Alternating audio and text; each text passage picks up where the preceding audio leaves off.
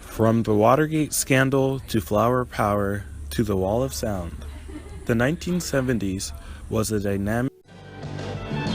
I am woman, hear me roar, in numbers too big to ignore. March 22nd, 1972, a day of victory for women in the United States. On this day, the Equal Rights Amendment passes the Senate and is sent to the states to be ratified. The Equal Rights Amendment is an amendment to the Constitution that says the government cannot interfere with the equal rights of citizens based on sex or gender. The fight began in 1923 with the National Women's Party, headed by Alice Paul. This party eventually shifted to become the National Organization of Women, and was led in the 60s and 70s by Gloria Steinem. After over 100 years of battling the bureaucracy, women finally achieved equal protection under the law, for the most part. In 1982, the extended deadline for the states to ratify the amendment, 15 states had not ratified it, so it was never nationally ratified, and in 2017, there are still 14 states that have not ratified the ERA. While women may still not have equal protection constitutionally, having the ERA pass Congress was a massive step in the right direction. The time has come for man to make his peace with nature. Let us renew our commitment. Let us redouble our effort. The quality of our life on this good land is a cause to unite all Americans.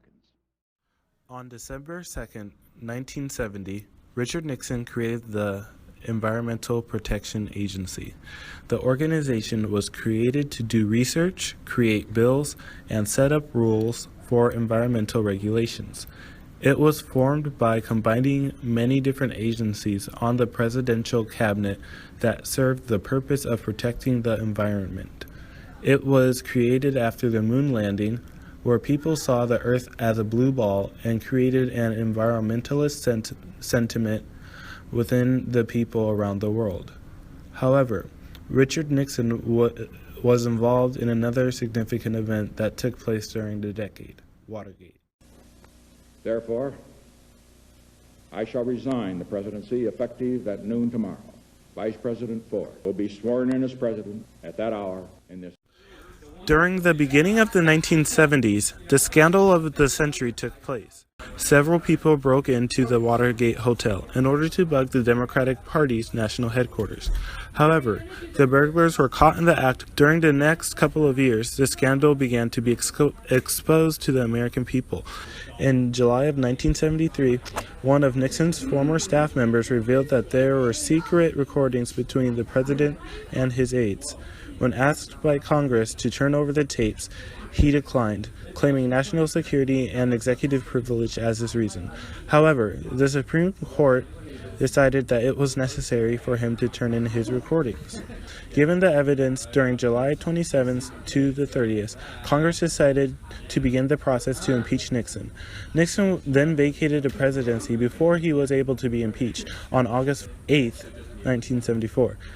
He was the first and only president to vacate the presidency.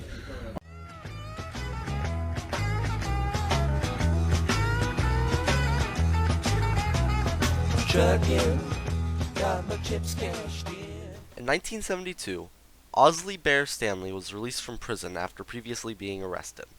When he was released, he continued to be a roadie with the Grateful Dead after they had returned from their Europe 72 tour. He had ambitions to create a giant speaker board that was created with 6 separate sound systems paired with 11 audio channels. Its creation had 586 JBL speakers and 544 Electro Voice tweeters powered by 48 Macintosh MC2300 amp. This would require a continuous 28,000 watts of energy, and thus Stanley dubbed it the Wall of Sound. In our mural, this is supposed to represent rock culture, concert culture, and pop culture. And during the 70s, On May 25th, 1977, the cinematic industry was forever changed with the release of Star Wars Episode 4, created by George Lucas. Set in space, Star Wars is a film about the character Luke Skywalker trying to save the galaxy from the evil Empire with a random cast of characters while also trying to save Princess Leia.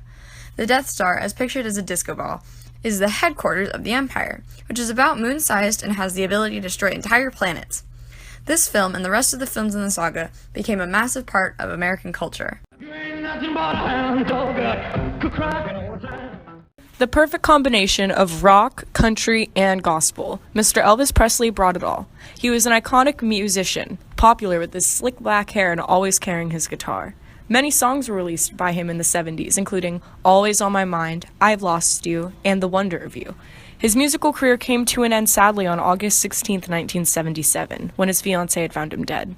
The cause of death was cardiac arrest, but the consistent drug abuse could have been a major factor in his death. From one legend to the next, another famous star of the decade was the one and only Jimi Hendrix. On September 16, 1970, Jimi Hendrix was in London, and by the 18th, he was pronounced dead at St. Mary's Abbott's Hospital in London. With his legendary songs such as Hey Joe, Foxy Lady, and Lil Wing, this shocked the world, only dying at the age of 27. After his death, it was later revealed that Hendrix had consumed 9 of Danemen's Vesprax sleeping tablets, which is 18 times the recommended dosage. Later after his death, the Rolling Stones magazine ranked him in the list of greatest guitarists of all time, ranking him as number 1. All the pop culture shifts and an increase in music came with a new desire: peace.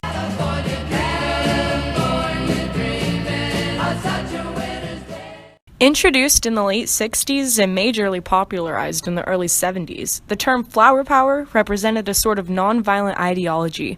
This goes for anti-war, anti-violence, anti-discrimination, and many more peaceful practices. The flowers in our scenery on the grass clearly represent this peaceful movement. Throughout these many events, you can see the 70s encompassed. From the Grateful Dead, to the hippie movement, to women's rights. All of these things happened in the 70s, and America would not be the same without them. Thank you for listening, and enjoy the music.